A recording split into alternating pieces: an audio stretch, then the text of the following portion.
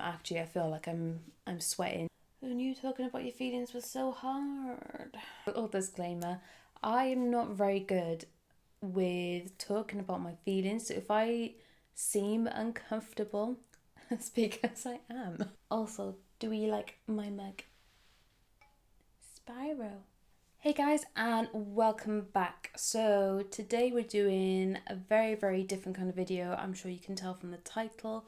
So I want to start doing more like I say girl talk, but honestly it doesn't have to be specific like to girls. It can be literally anyone watching. But I just want to start doing more, I suppose, like being open about our feelings and stuff talks. This is going to be one of the first ones. I post on my Instagram asking, did people want to see video about periods or about anxiety, stress and OCD, and everyone wanted that one. So that's what we're going to do today. I'm not going to lie, the fact that I'm going to be talking about me being stressed and anxious and my OCD, makes my anxiety levels like right there. But yeah, I thought I should probably start being a bit more open, and the main aim of this video is, it's not to give anyone any advice. I am not a healthcare professional. I'm not an expert. I am in no position to be given advice. It's more of just I'm sharing like my experiences and just, kind of what works for me. But in no way am I suggesting that anyone should do this or anyone should like change what they are doing. Like really it's not that. It's more so just to, I suppose, help people feel less alone. So if anyone watches this video and kind of feels less alone or like, oh, I'm not the only one that goes through that, then I feel like the video's done its job. And do you know what? I actually filmed this entire video just before, and I thought I can't put that up. I thought, no, I can't put that up. I don't know, it was just rambling all over the place, and I feel like this is going the same way. Anyway, I'm supposed to go right into it. I don't feel like, even though I don't feel like I can fully come out and say I suffer with anxiety, I prefer to say like, oh, I get anxious or I get stressed. I don't know. That's just where I'm at in my life. I think pretty much I have been someone who gets easily stressed and easily anxious from childhood, from like my earliest memories. Like I'm not going to go too much into it just because I don't particularly want to, but yeah, my childhood wasn't the most stable. It wasn't the kind of best upbringing. There was a lot of different things going on, but yeah, it wasn't the most like emotionally stable upbringing. So I'm gonna guess that probably this is like, I don't know, where me being like a stress head stems from. And I think this is probably where my kind of OCD tendencies have kicked in. Because it's something I can definitely like pinpoint in my kind of childhood and growing up is the feeling that like things were out of my control. So I think the OCD was kind of like when everything else in my life was out of control, like I could control those things, if that makes sense. So I think I was around about 6 or 7 when the kind of major OCD tendency starts to kick in. And I don't think many people in my life actually know this. Like even like family, I wouldn't say know this. Like not unless they were like my literal like immediate family that I lived with in my house. It's not been something I've ever shared with. I've actually like only shared things with Joe probably in the last few years, kind of thing. So yeah, I had the normal childhood thing where it's like when you're walking down the street and yeah, you could only walk on certain stones kind of thing. I think probably a lot of kids have that. But it kind of escalated from things like that to where suddenly I become really, really obsessed with the number 5. To this day, I still don't know where that came from, but I became really, really obsessed with it. And it was getting to the point where when I was speaking to someone or if I was just talking, I would want to make every sentence 5 words long. So I would have to think to myself, how can I get the sentence into 5 words?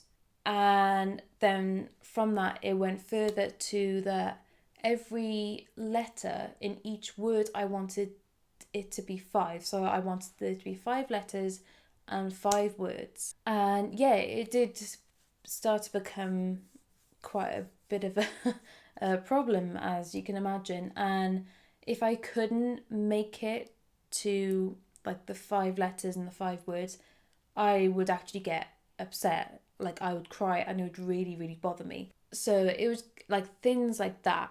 And yeah, I think when you're a child, I don't think I don't even think the OCD was that, well, I say that big, but like not many people like were acknowledging it. And especially when you're a child, I think it's just kind of seen as, oh, well, the kid, like, she's messing around kind of thing. But to me, it was a real, real issue. I somehow managed to get past that. I don't even know how. I think it was a traumatic time in my life I've blocked out. But I managed to get past it. So I had like some other OCD things as well, which I kind of managed to get past. But yeah, that was kind of like my childhood. And yeah, I mean, I just continued constant like, or getting really stressed about things, getting really anxious about things.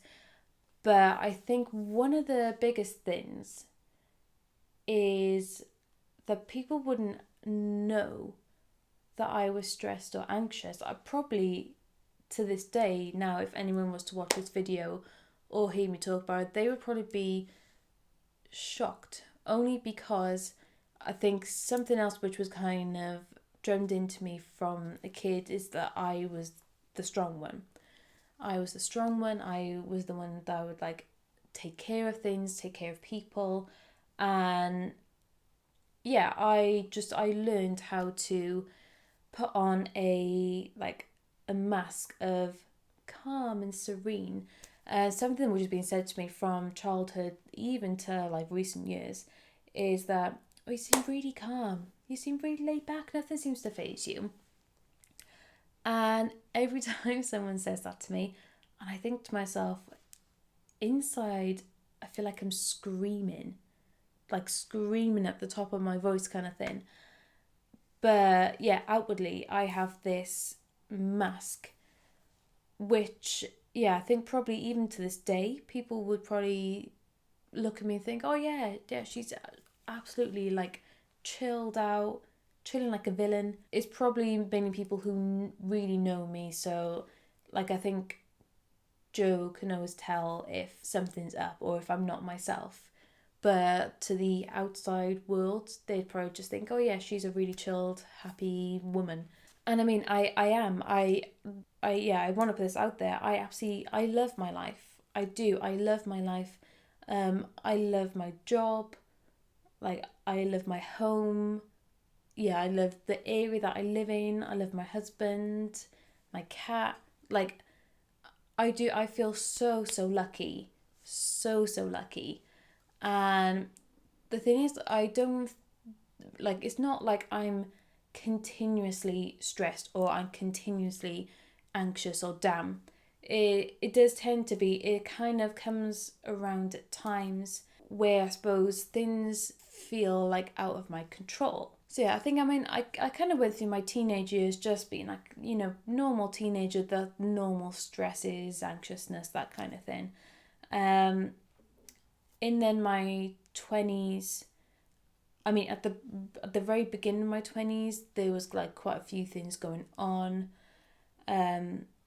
Like, again, not to kind of go too much into it, but like I was in uni, I was looking after my nan who has Alzheimer's. Yeah, it was when I was in my kind of early to mid 20s when my mum passed away.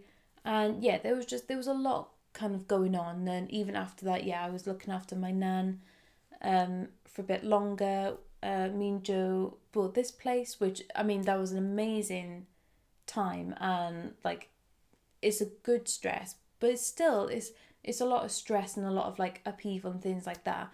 And I got the job at Marks and Spencer's. So yeah, there's kind of a lot of things going on. And yeah, in Marks and Spencer's, it was very, very high pressured. And I mean, the store politics, flipping heck. I mean, I won't go into it, but oh my god, the things I could tell you about that place. And yeah, it was just before I left Marks and Spencer's, and it was just almost like I was at the brink of having some kind of like breakdown, and I did end up taking a couple of weeks off. And I did end up going to the doctors at this point, which, I mean, that was a huge, huge step for me.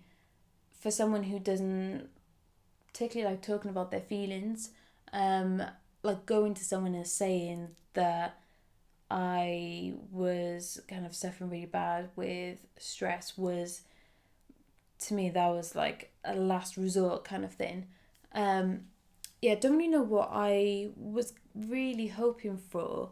Well, I mean, I do. I was kind of looking for like some ways to overcome it, I think. And like, this is not me saying that people shouldn't be on medication, but myself personally, I've always been like this. I don't particularly like taking medication. I mean, it really bothers me when I'm on my period and I have to take painkillers.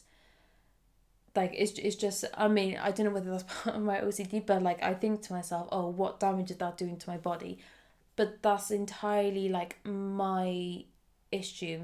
So I am in no way saying that people shouldn't be on medication, and if the medication helps you, then I mean, absolutely, like, that's brilliant, carry on. Myself personally, I didn't want to go down the route of taking medication because I really don't think I'm as bad as what other people are. Like, I don't feel like it affects my life too much. But I mean, at this time when I went to the doctors, I was having trouble sleeping. I didn't particularly feel like eating because I have that issue where if I'm stressed and anxious, my stomach is just tied up in knots. And I mean, I've got IBS, and stress is definitely a trigger for that. So I always get a really, really bad stomach, and I don't particularly feel like eating. So I kind of wasn't, I was like off food. I wasn't particularly sleeping well. And yeah, I just thought, well, like, maybe I should go to the doctors. And yeah, I went there and I said, like, I just feel like I'm constantly got like a tight chest. It feels like I got a heavy weight on my chest, or like a tight band. Yeah, just like that feeling of there's something weighing you down, like physically weighing you down, and your heart rate's getting out of control. And she did prescribe me pro pranolol, I think it's like a beta blocker. But that wasn't particularly a route that I wanted to go down. And yeah, I'm not gonna lie, there wasn't really like any kind of help. Like, I ended up finding leaflets myself and like figuring things out myself, what worked for me best. In the past I did try therapy, and again, I think this just stems from me not liking to talk about my feelings, that I ended up leaving the session like halfway through. So yeah, therapy's not really for me, and taking medication is not really for me. I think the thing for me is being, well, I say being selfish, but that sounds bad. And I don't even mean it in a negative way, but it's kind of thinking to myself, like, what's best for me? Forget anyone else. Forget anyone else's feelings. What do I need to do? And another big thing is like fitness and working out. That I feel like really, really helps me personally. I know for some people it doesn't help them, or I'm like, for some people who I suppose are a lot worse than what I am, whereas like they can't get out of bed kind of thing. Obviously that wouldn't work for them, but this is just personally what like works for me. And I think the other thing to know is that with stress and anxiety and OCD is that it's never just, oh, you do something and it's completely gone. You're always going to have things that like come up in your life that will trigger things off. Like for instance, I think things have kind of got worse for me more recently. Probably from about April time, my eldest cat Lily passed away. She was 19, so it was not a shock, but so she'd been physically fine, and then suddenly it was like that. She was ill very, very fast, and it was kind of, yeah, she got ill literally the next like day or so. She was gone, so it was, a massive shock. And yeah, she was a huge, huge part of my life, and I absolutely like love her to bits.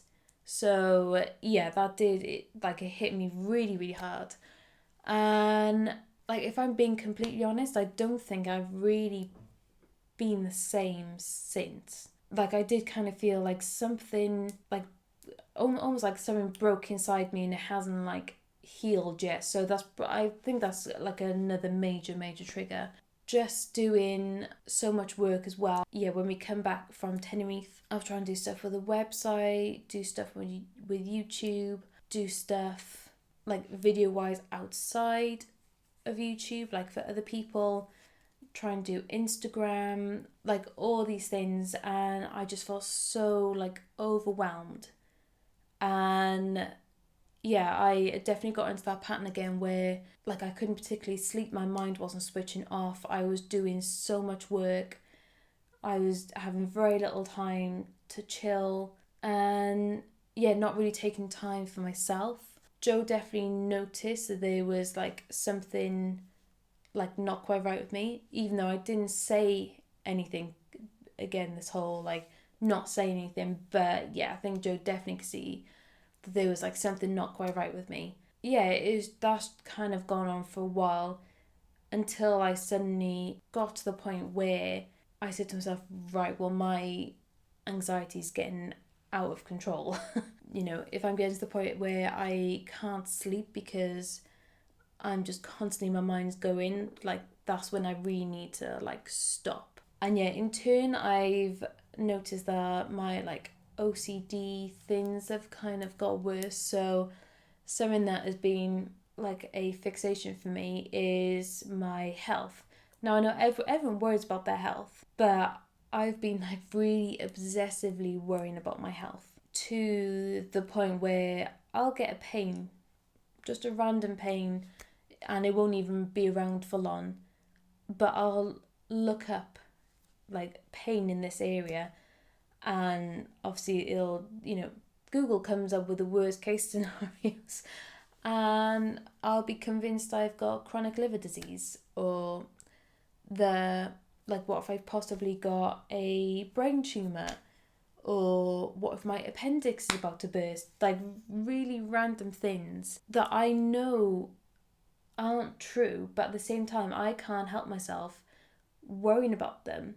And then I start to think, oh well, I can feel a pain more in that area, and then it's just like a vicious circle going around. It's a lot.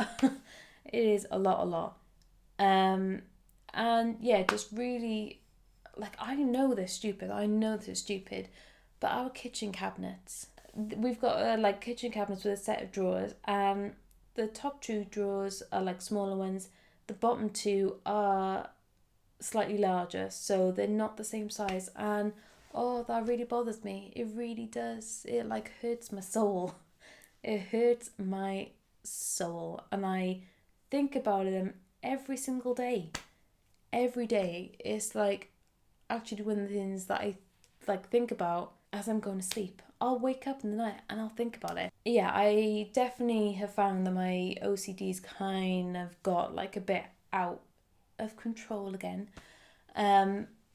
But yeah, this is when I have to think to myself, well, it's time for me to take a step back and really like look at my life. So I have stepped away from doing episode life just because, yeah, something had to give. And I have been really into, yeah, fitness and working out. And that's something which, yeah, I've been, like, since I decided to step back from the website, I've really, really been doing, like, a lot of like fitness and working out stuff, and I've recently taken up yoga, which I previously hated, but when I do it alongside my normal workouts, I love it. It's great. Um, so yeah, that's definitely helped me like a lot.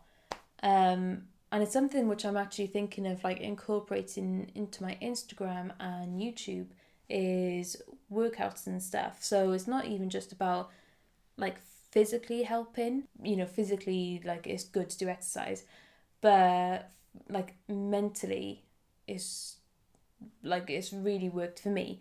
Again, I'm not saying that anyone should do, but I'm thinking I could like start incorporating things like that, and then basically it's there if anyone wants to use them. So yeah, I mean that's kind of my like journey thus far. I don't know if I rambled again in this video. I might end up refilming this. I don't know. Yeah, I mean, like I said, I don't have a solution. There's no quick fix. There's no do this and you'll be absolutely fine. It's an ongoing thing. It's an ongoing thing, and a major thing is to like for people to talk about it so that others can be like, okay, well, someone else knows exactly what I'm going through. And yeah, it's easy to get wrapped up and think that like when you look at someone's Instagram or someone's 10-minute video on YouTube, that their life is absolutely like perfect and they have it all like plain sailing. And it's like, do you know what, everyone in their life goes through times where they're like stressed or anxious. Everyone has it. No one is in this boat alone. So yeah, thank you for watching if you've got to the end of this ramble. Sorry if it's been a bit like blah blah blah blah blah blah. If you like this video, then maybe give it a cheeky thumbs up. And yeah, I will see you in the next video or vlog. Bye.